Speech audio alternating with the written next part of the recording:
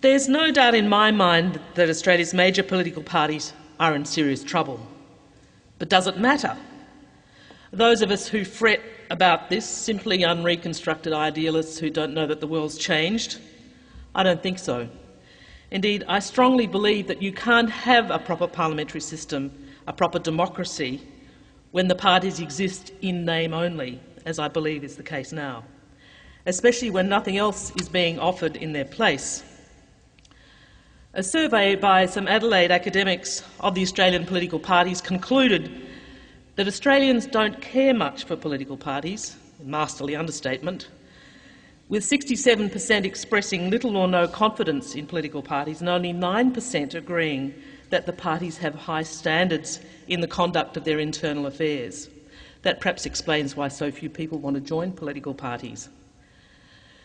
I think it's true to say that voters in Australia actually have very little choice but to endorse one or other of the major political parties, eventually, given our system of voting.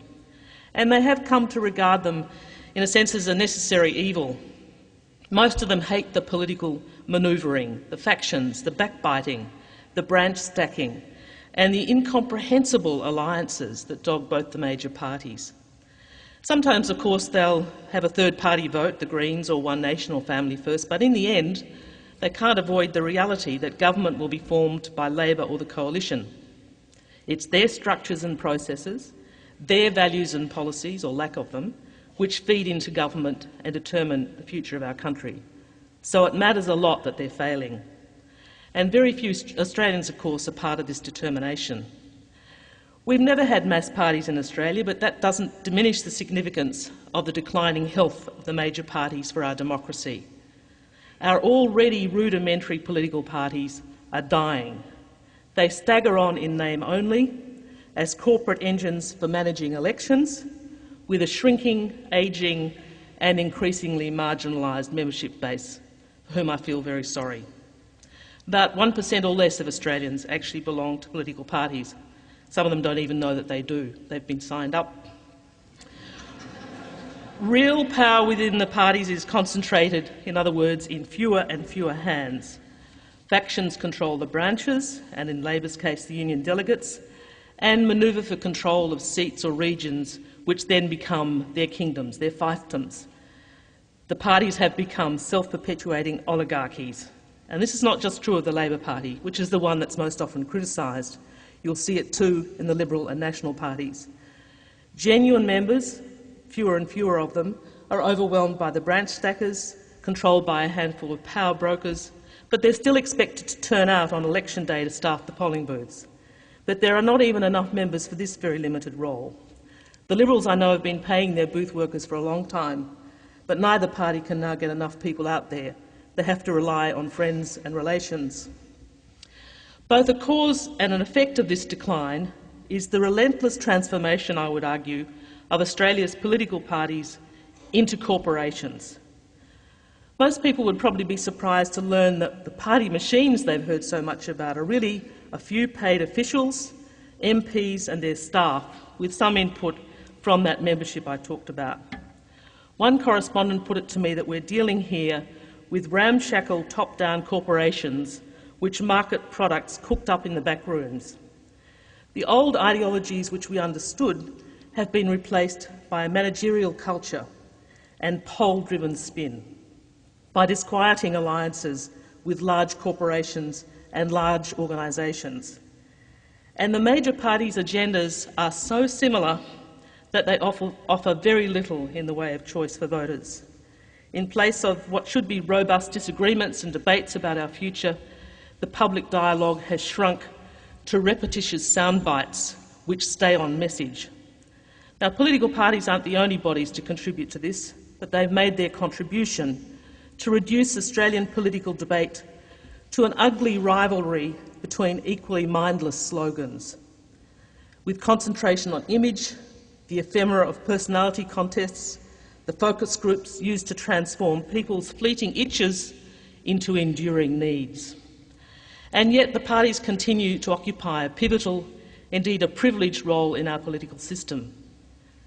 They are, in the argument, held to be central to the functioning of modern democracies, if you read all the texts, Indeed, you can't find a representative democracy that appears to operate without parties. They are, in other words, key institutions which we shouldn't allow to languish, because they link the people with the parliament. They create political identities. They frame electoral choices. They recruit candidates. They organise elections. They define the structure of legislation and determine the outputs of government. So we can't ignore them. For better or worse, they're firmly established in the political landscape. And they are still the main intermediaries between people and power. They shape those political debates and choices, or they should, and determine, for example, who will be presented for election from what I think is an increasingly shallow gene pool of members. They are the principal mechanism in mass representative democracies for ensuring that people get more or less what they voted for, so that if you vote for a particular party at the election with a known policy agenda, it will be delivered. That's the theory, at least. But I think it's worth remembering that parties aren't mentioned in our Constitution, and despite public funding, substantial public funding, are barely regulated. Paradoxically, as parties are declining at the electorate level with so few members, the influence and control of those central party organisations, those corporations, on campaigns and at the parliamentary level is stronger than ever.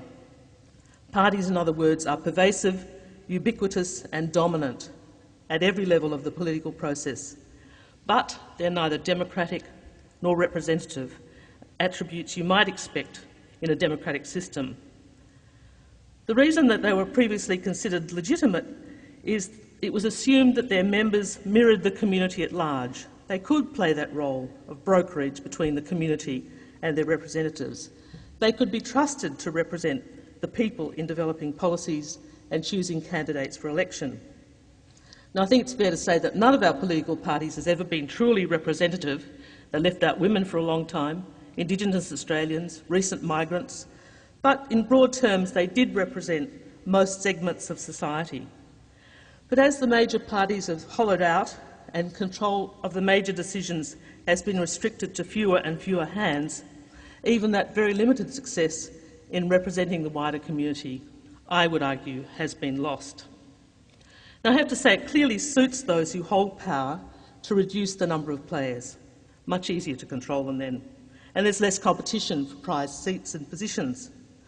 To come to rely on the corporate sector and public funding to raise the funds, no more chook raffles, and to vest policy making in the hands of the members of parliaments and their staff. They don't need to consult with anyone else. In fact, in my time it was pretty clear that ideologically motivated members were regarded as a distraction, a nuisance indeed, obstacles to the smooth functioning of a lean and efficient professional political machine whose direction is governed by studying opinion polls and focus groups rather than shared party ideology. It may suit the apparatchiks, but let me tell you, it's bad for democracy. Parties are crucial actors in our democracy, influential in determining the character and direction of our society. They can't be allowed to be the playthings of a few. At the very least, they should be more representative and more democratic. The Australian people can reasonably argue that the party's privileged status in our system and their receipt of generous public funding should demand no less.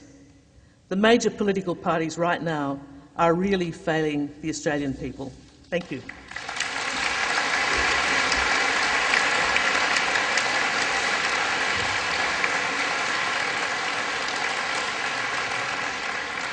Senator Kroger.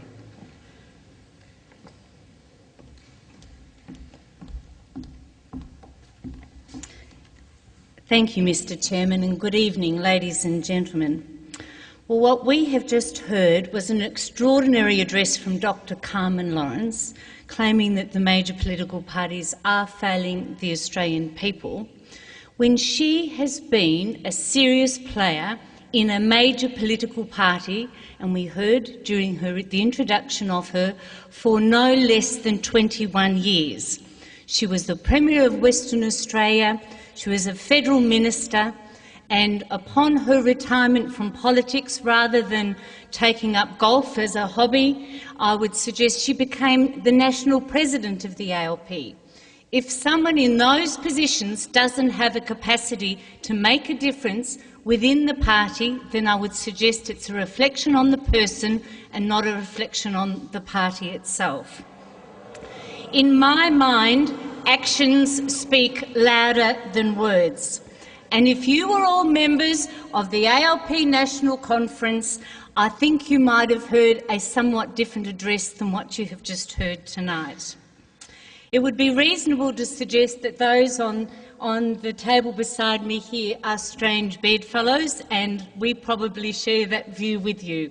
But Shaun Carney will be prosecuting the case as a freedom fighter within the media to make sure that we politicians are accountable and honest.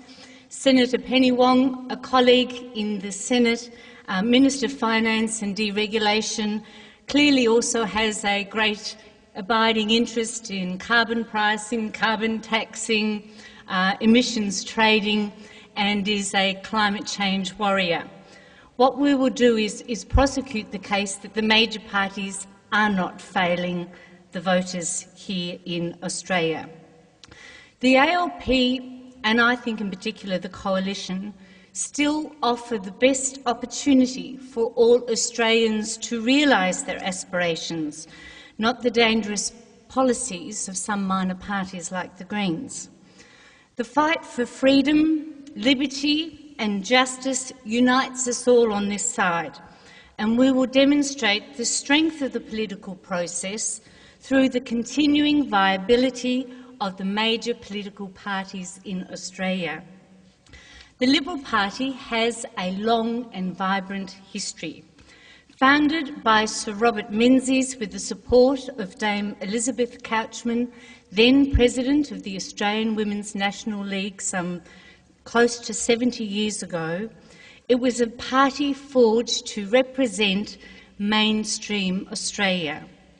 A party that is egalitarian, that promotes the rights of individual, the freedom of association, the right for choice, and most importantly, the right for individuals and enterprises to be self-regulating, to have the capacity to control their own destiny, rather than a Big Brother socialist-inspired view that government knows best.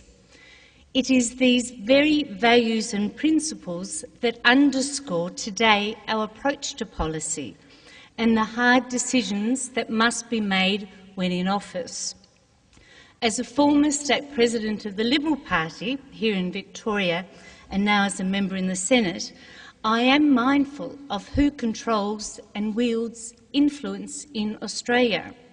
Within the Liberal Party, it is the grassroots. It's the members. And I am concerned to hear Dr. Lawrence suggest that membership is light on. The speech that is treated with reverence to this day in the Liberal Party is the address that was given by Sir Robert Menzies, known as the Forgotten People, delivered on the 22nd of May 1942. This was a speech that defined the middle-class values of Australia and, in so doing, the constituency of the Liberal Party.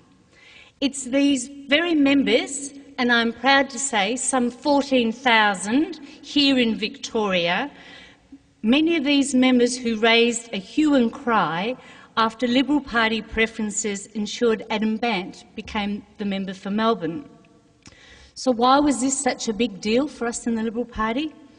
Because the members and supporters outside the party believed that we had traded our core values and beliefs for the price of political expediency. In this process, we lost more than Shylock's pound of flesh.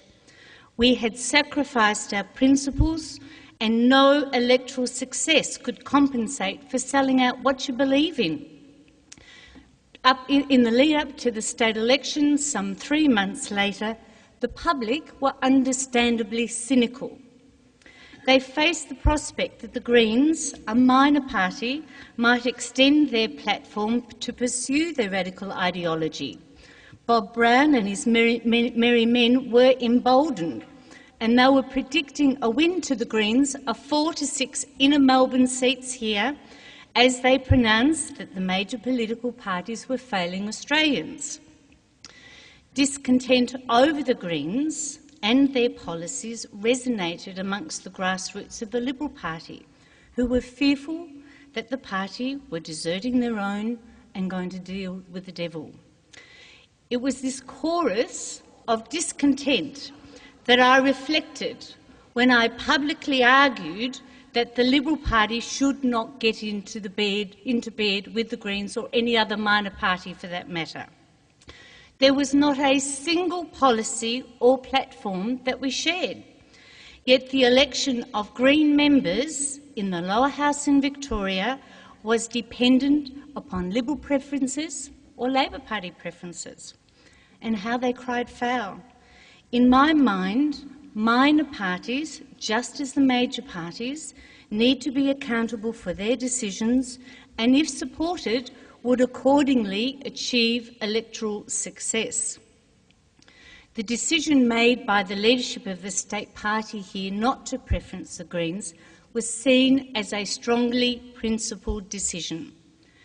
As a major party, we would not horse trade for short-term expediency, but rather proudly stand up for what we believed in. It was a defining moment in that state campaign and was richly rewarded with electoral success.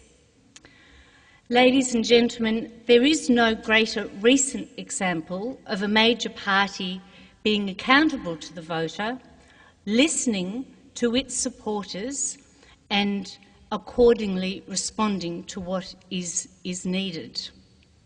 On Capitol Hill, the mismanagement that we are seeing at the moment is not an example of a major party failing voters, but rather an example of one that will do whatever it takes to cling to power. Kevin Rudd and the carbon tax are tragically potent examples of this. The carbon tax that was categorically ruled out by the Prime Minister before the election, and a tax that was clearly supported by Adam Bant, is now being foisted upon us all. What we have in Canberra is not a political party in control, but an alliance of convenience between the ALP, the Greens and Independents in promoting a very mixed agenda. Ladies and gentlemen, don't judge the effectiveness of major parties by the example of the current government that resides in Capitol Hill.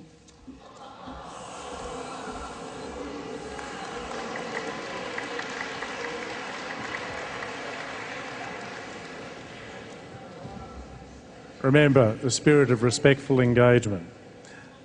Greg Barnes.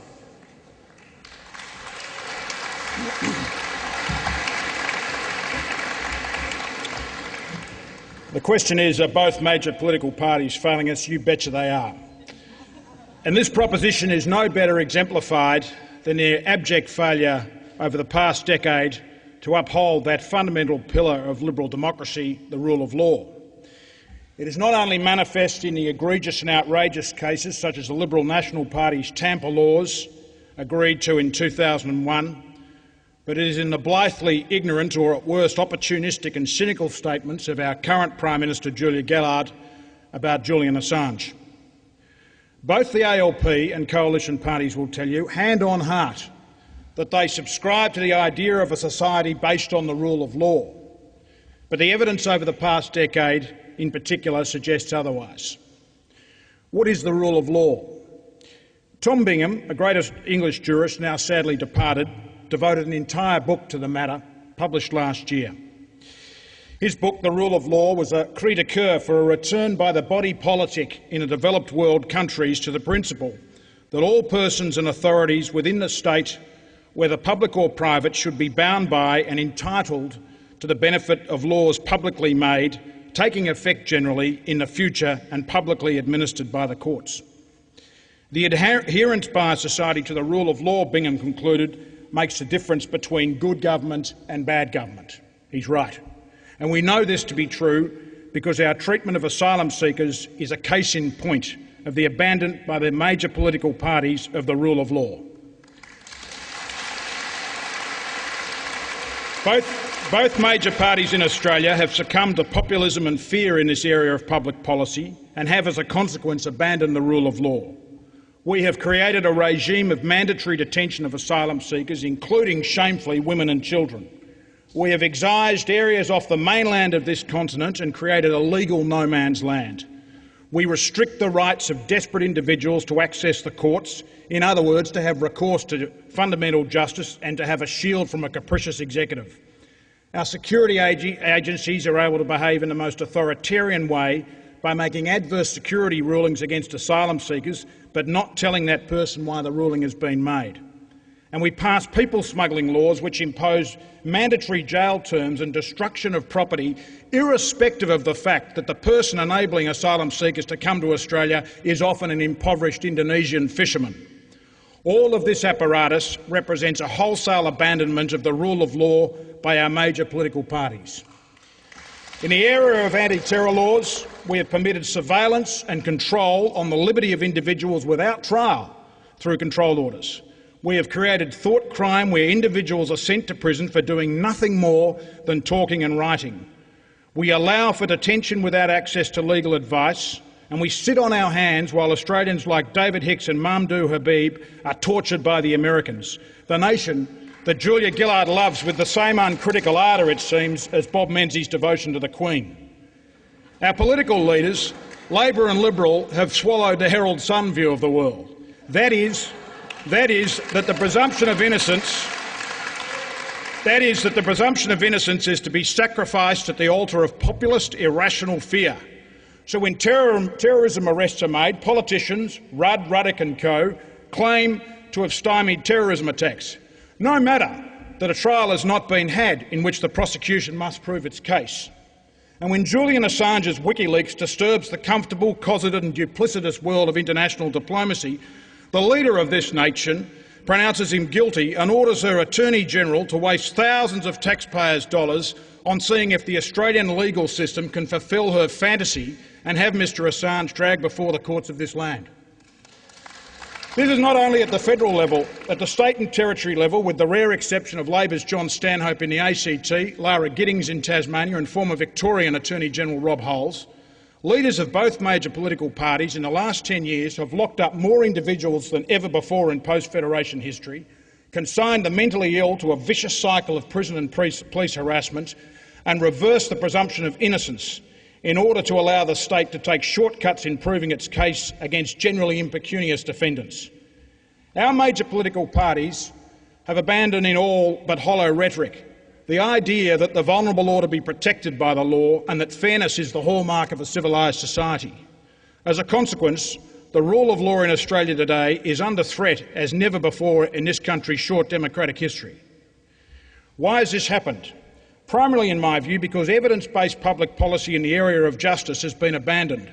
There is an obsession with security on the part of both the Coalition and the ALP. Focus groups, the great curse of modern democracy and the chief underminer of good public policy, tell our politicians that people feel fearful. This is despite the number of asylum seekers entering our country being minuscule, despite economic prosperity having reduced crime rates and despite there being no evidence of widespread terror networks in Australia. During the last election, the Liberal leader Tony Abbott scratched the fear gene that seems to be prevalent in marginal seats in Western Sydney and South East Queensland with depressing regularity.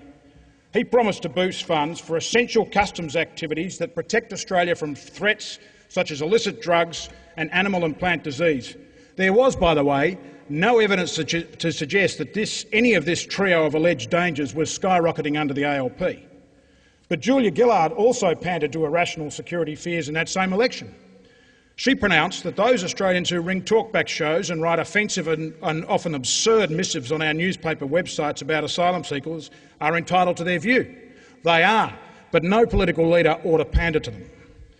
When have you, on the other hand, heard a senior member of either the ALP or the Coalition talk about liberty and the importance of ensuring that Australia complies with the human rights instruments it has signed over the years. Benjamin Franklin's observation of over 200 years ago, that he who would put security before liberty deserves neither, has never been more apposite in Australian politics. The undermining of the rule of law by our major political parties reached its low point last year when the Rudd government, naturally with the full support of the Conservatives, retreated from the idea of Australians having their rights protected through a human rights law.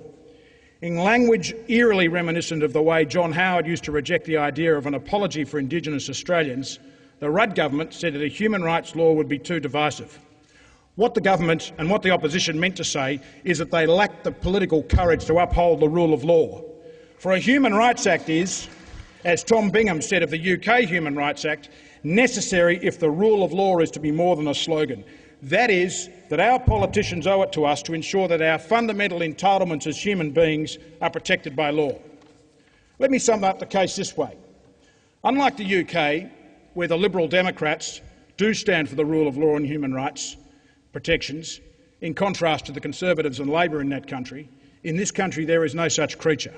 In fact, not even the Greens have demanded the Gillard government enact a Human Rights Act or repeal those odious aspects of the anti-terror laws and the Migration Act which offend the rights to a fair trial, to freedom of movement and speech. Ladies and gentlemen, we live in an Australia today where our major political parties have failed us in many respects. And in one of the most important of those respects, is the upholding of the rule of law. The result of this failure is a meaner society and a more fearful one. Thank you.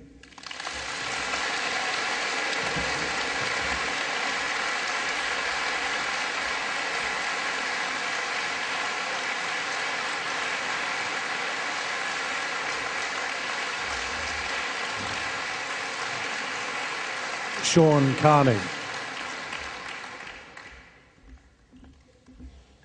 Thank you.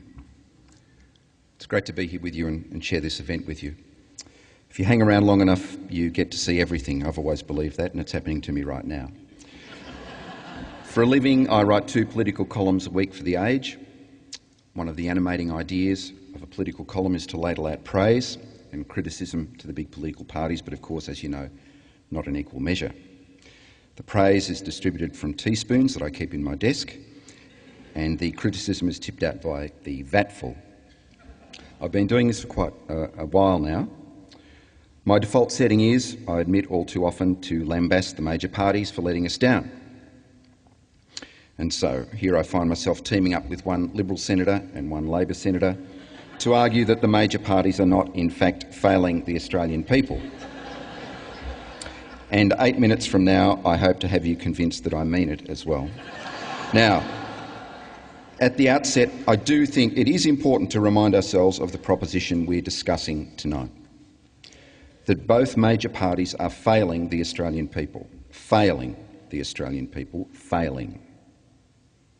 Not a bare pass, a fail. We're not talking here about the suggestion that they could do better. We're saying that they're failing the community. The proposition that the big parties could improve their performance is one I endorse, but failing. Unemployment in Australia is 5%, compared with 8.9% in the United States. You might recall that when this latest figure came in just recently, a drop from 9%, there was mild jubilation and talk of America turning the corner at last. The jobless rate in the UK is 7.9%. A lot of you might not even know that this latest jobless figure actually came out last week. We didn't even really take notice of it because unemployment is regarded as not that big an issue in Australia. And yet, in comparable societies, it is. Inflation in Australia is running at 2.7%, which, according to the Reserve Bank, means that the cost of living is under control. The economy continues to grow. In the past 16 quarters, a period that well and truly covers the global financial crisis and its immediate aftermath, Australia experienced 1 quarter in which the economy contracted. I'm starting to sound like Wayne Swan now, aren't I? The political argument, of course, is over which side can claim credit for these good figures. It's the way politics goes. Labor says it was in the driver's seat during the GFC, so it has dibs. Tony Abbott says the government can't claim even a skerrick of credit for Australia's current prosperity, even after 3.5 years of holding office, but John Howard, Bob Hawke and maybe even Paul Keating can. The truth is, and I think you know this, that the credit is shared by both major parties, even if our leaders can't bring themselves to acknowledge it. And that disconnect between performance and rhetoric encapsulates the weakness of the assertion that we're debating tonight. Wouldn't it be better if the leading members of the big parties were more sensible, more open-hearted and honest towards each other? Well, of course it would. But when it comes to running a national economy, it's the performance, not the rhetoric, that counts in the end. Like it or not, these are the real measures by which we must judge success or failure in politics. And I noticed Greg made reference to economic prosperity, but it was just in passing, as though it just kind of happens. It doesn't. There's no doubt that a greater proportion of Australian voters are becoming unhappy with the way the political system is working. And it would be dishonest of me to deny that some politicians from across the political spectrum are contributing to that sense of disillusionment. But the political system is about much more than the parties. The easy option is to take a quick look and say, it's not good enough. I'll just blame the leaders and their parties. Political parties consist of people. They're not just institutions, they're not just structures, as Carmen has described. They are made up of people. We can get into a chicken and egg discussion about why fewer Australians want to join the major parties, but let's just consider one statistic. The Australian Labor Party has about 40,000 members. I think that's what Carlton's aiming for its membership for this year. And I think they'll get there. The British Labor Party, in a population 3 times the size of Australia, has 5 times as many members. Now that's after the party in Britain has suffered a shocking defeat and lost faith with a lot of its base over the war in Iraq. The ALP's appallingly low membership numbers tell us something about the party for sure, but I'd contend that they also tell us something about Australian society. These are difficult truths to confront. The political cycle is like a marriage. Introduction, attraction, romance, commitment, increasingly desultory coexistence, the loss of trust, separation. Is this familiar to any of you? I don't know. In a political marriage, the breakdown can't always be the fault of the parties to the exclusion of all the other participants in the political process. Looking at the climate change debate, for example, both major parties have been encouraged by voters over the years to establish policies that were potentially very costly. But the closer the parties have got to implementing these policies, the colder most voters have got on doing anything serious on climate change. The Australian people have appropriated and adapted St Augustine's plea on chastity. Lord, give me a price on carbon, but not yet. This morning, The Age and the Sydney Morning Herald ran the latest Nielsen poll. It showed that more people wanted Kevin Rudd as Labor leader than Julia Gillard, and more favoured Malcolm Turnbull over Tony Abbott. Now, within the past 18 months, Rudd and Turnbull were ejected by their parties after their personal poll ratings collapsed. Now apparently all's forgiven. Is this an uplifting tale of redemption or a sign of public confusion? I believe it's the latter. I believe that the major parties, to an important extent, reflect the society they seek to represent. The major parties are increasingly addicted to populism and polling. They've changed, there's no question about that. But voters have been changing too, and not always for the better. Back in what we might term, I'm not talking about you, of course, I'm talking about everybody else. Back in what we might term the good old days, when the major parties were not subject to so much derision, they served a dramatically different electorate. Human interaction and the speed of everyday life have been altered profoundly by digital and mobile communications. The internet has unlocked countless doors to information and knowledge, while also coarsening discourse. Too often, it's become a conduit for flaming, and shame on you if you know what that is, and overhyped email campaigns. The digital media enables a growing proportion of the public to self-select its news and information. Unpalatable truths and difficult points of view are filtered out. If they happen to get into the digital consumer space, they can be attacked anonymously, without recourse to the laws of punctuation and grammar, and free of basic concepts of civility. Notions of belonging are transforming too. Businesses now must offer incentives to hold on to customers through loyalty programs. You can't keep track of them, there are so many of them. The idea of a long-term job with a single employer is dreadfully old hat. In all manner of activities now, including politics, the customer-provider model rules and rights now rule over obligations. In other words, relationships within the society are undergoing a series of revolutions. The society that a generation or less ago tolerated missteps by governments and absorbed their economic arguments in many ways bears little resemblance to the society that didn't want to hear any more from the Rudd government about how it had staved off the global financial crisis and certainly didn't want to reward Labor for it. Past governments and oppositions had time which we tell ourselves we don't have. Today we're waiting 10 seconds for an internet page to download is regarded as intolerably long. It's all about forget yesterday, what's next? And because there's so little time, more and more people feel compelled to form judgments before getting all the information. Success or failure, make a choice. It's not the way to get the best out of our major parties, our media, and most important, out of ourselves. Even in politics, a place where there's no irony and the story always ends in tears, can do better is not a fail.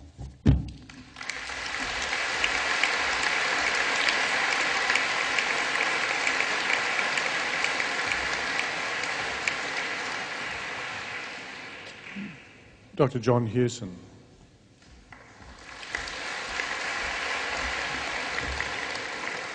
Good evening. I want to be a bit unconventional. I want to involve you in what I've got to say. I want to set you in a hypothetical situation. I want to ask you a question, and I expect an honest answer. The hypothetical situation is that you're a world-class photographer, internationally renowned Pulitzer Prize-winning photographer. You're sent out to Australia to take that classic photograph of the meteorological nightmares that we experience in the north of Australia, a combination of cyclones and floods. So you get out there, the winds are extreme, the streets are flooded. You manage to struggle to a high piece of ground, keep your camera equipment fairly dry. And as you're standing there trying to protect yourself from the weather, you look down and you see two people together struggling to survive, to avoid drowning, Tony Abbott and Julia Gillard. And at a rare moment of bipartisanship, they're actually holding each other up, trying to help each other from drowning. So you have a real choice as an international photographer. You can either take that Pulitzer Prize-winning... you can either start by saving the lives of these two people, going down in history as the person that saved the life of the Prime Minister of Australia and the Leader of the Opposition, or you can take that Pulitzer Prize-winning photograph of a Prime Minister and a Leader of the Opposition drowning together. So this is where I come to my question, and I want an honest answer. Do you piss around with black and white, or do you go straight to colour?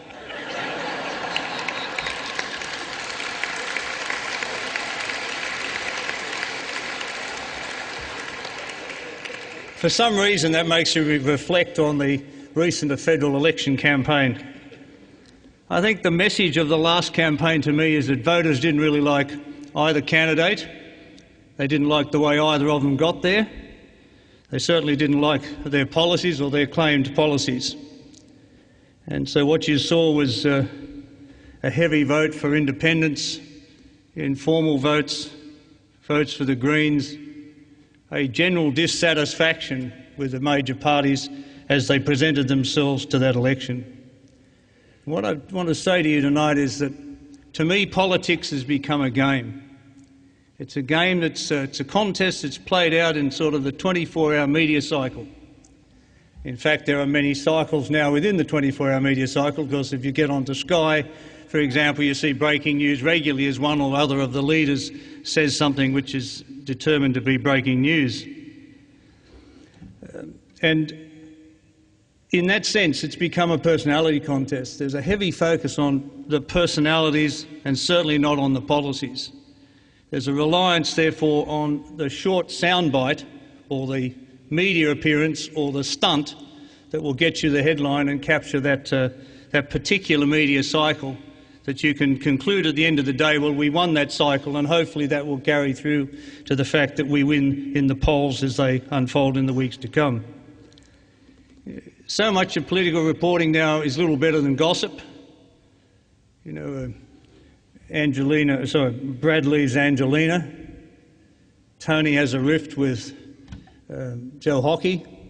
And when I dig into the story in the Women's Weekly, I find that Brad actually left her inside while he put the children in the car. The same extent of the rift between Hockey and Abbott and whatever. There's very little substantive reporting because there's little better than gossip. There's little substance to what is said on any day. There's no real policy debate. There's not much debate, in fact, at all beyond the leaders, because the rest of the parliamentary party are confined to deliver the message. So they all say pretty much the same thing. I'm fascinated when I look on Sky television.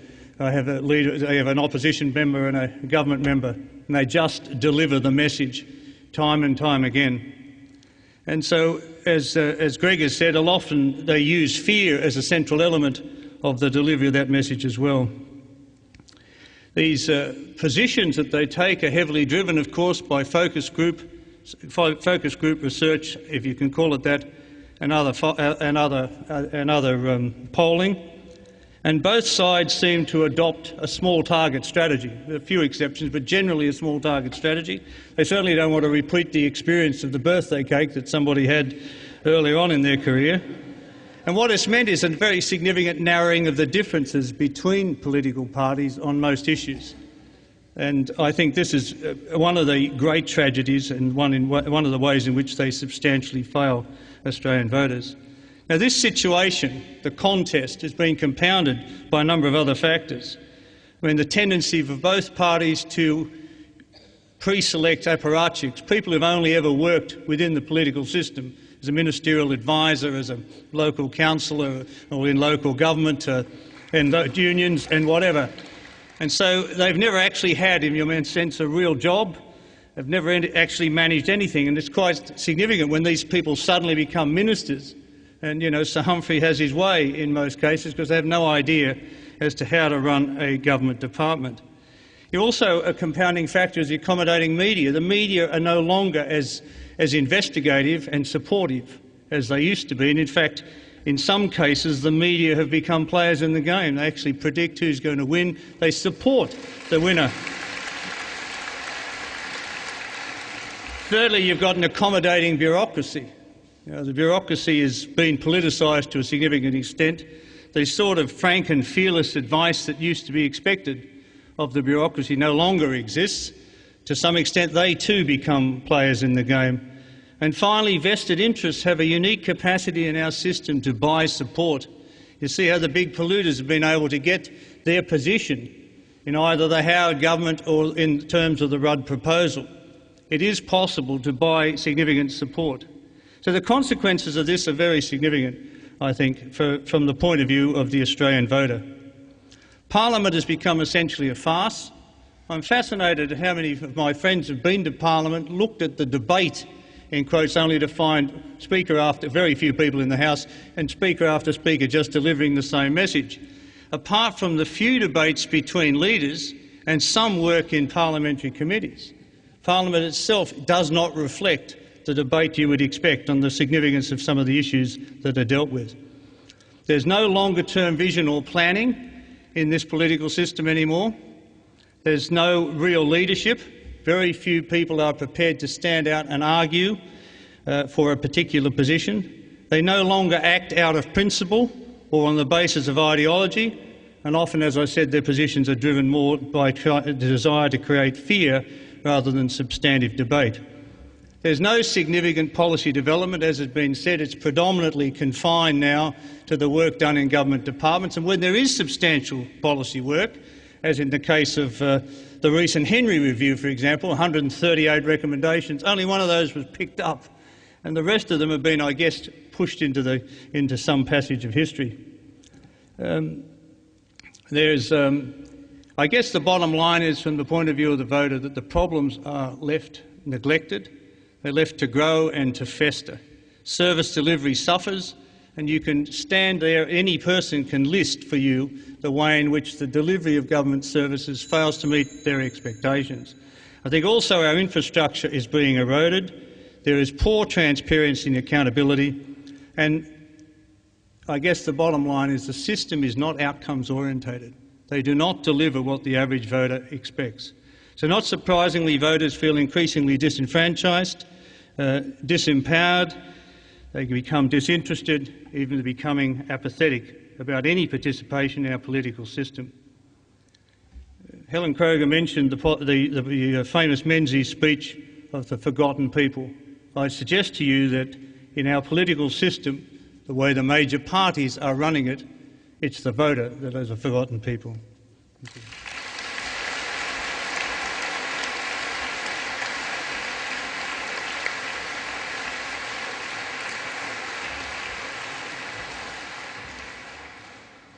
Senator Penny Wong.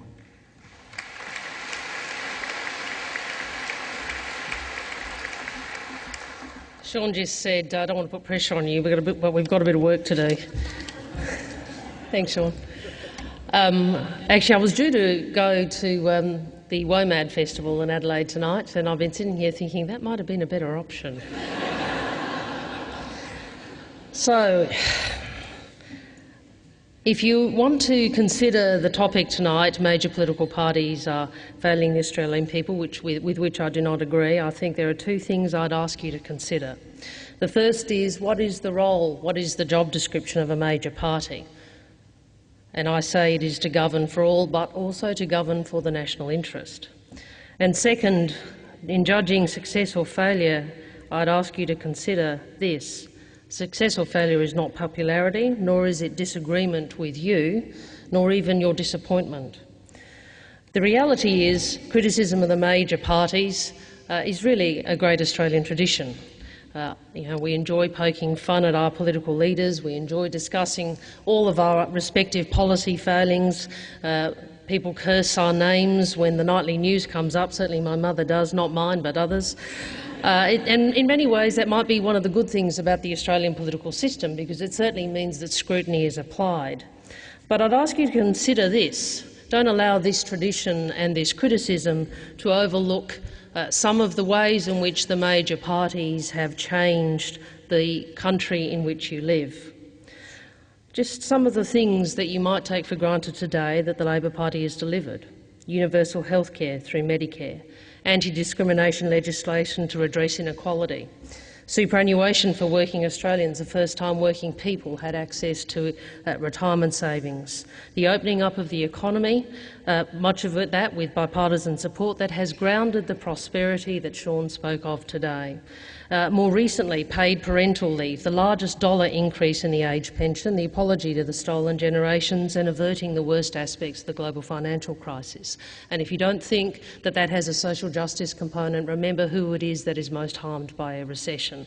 It is those people who are young and who are low-skilled. It is the poorest who pay the most if we go into recession. It is true that major parties are not perfect. I think tonight, from the reaction, we've demonstrated that many of you believe that. But our job is to do what we believe in is in the national interest. And the reality is sometimes that is not going to be popular, and the reality is that that course of action will inevitably disappoint some. But this is not failure. It is the nature of government, and that, of course, is not meant to be easy. What are the major political parties? Well, we are about diverse people from a range of different views and a range of backgrounds coming together behind a shared vision for the future and turning those visions into workable policies. And I believe we do carry a heavy burden, a great responsibility as well as a great privilege, a responsibility of governing, not just for those who vote for us, but for the whole country, for those who might be regarded as being on the left and on the right, for employers and employees, for those who are elderly and those who are young, for this generation and for the next. We cannot be all things to all people. Governing requires prioritisation. It requires hard choices. It demands the building of agreement and the persuasion of those who do not agree, and this requires far more than compromise. It does demand both the courage to hold firm and the capacity to convince. And when we get it right, we can inspire. And conversely, when we fall short, we can leave some disheartened. Compromise and prioritisation can often be viewed with cynicism, but the simple fact is that governing a country as complex and as diverse as this Australia requires difficult choices. In contrast, minor parties and independents have a different role. Unburdened with the responsibilities of governing, they can stand on the sideline, they can claim purity. Minor parties, in a similar way to particular interest groups, can focus on a handful of issues, directing their energies to a narrow range of outcomes. This is valuable in any polity, but it should not be mistaken for, nor confused with, a platform for governing the country. Because in government, and let me tell you in my new job, this is very present, this issue. In government, a decision in health needs always to be considered against other decisions. For example, decisions in infrastructure. Decisions in education need to be weighed against decisions in agriculture, and so it goes on. And most importantly, we also know that taking any decision today could close off a decision tomorrow.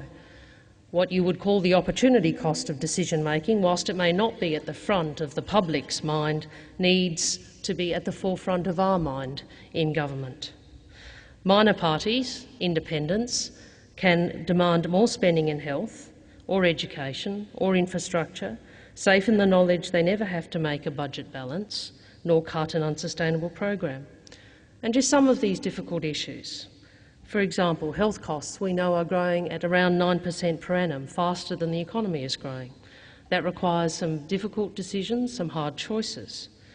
For example, there are some in the community and some in the Parliament who have asked that we index Commonwealth civilian and military superannuation by a different index. Certainly a worthy ask. The fiscal cost of that is $11.95 billion between 2011-12 and 2014-15. If we were to promise that, that is the money we would have to find. Major parties are required to act in the interests of the country as a whole. Major parties need to appeal and inspire the majority because only the major parties ultimately have the capacity to deliver change. In government or opposition, we have to engage the community in a debate about the future of this nation and to act accordingly. I want to just read from some reports of a meeting Mr Abbott held in Adelaide not long ago. And this is what was reported of the community forum. I'm not a racist, Irene told the gathered faithful. I'm an immigrant, but we came legally. We got patients lining the hospitals on stretchers outside waiting for beds. Whereas you've got the detention centres, when they were given beds, they burned them and trashed the whole detention centre they were in. What are you going to do to stop this money being spent? The opposition leader was cheered equally in his response. There's only one way to avoid spending more money on detention centres, and that's to stop the boats. At the same forum, he also said the electorate. He also described the climate change policy the government's put forward as, and I quote, a conspiracy of the parliament against the people. Our job as a major party is to speak to both this audience and to that audience. And it is not to agree with anyone in particular, but it is our job to speak to both of those rooms, this room and that room, and to seek to convince them. We have to advocate reform. We have to build sufficient support to carry that reform. We have to build the agreement. And when we do that, we speak not only to this audience and to that audience, but to all the audiences in between. Thank you very much.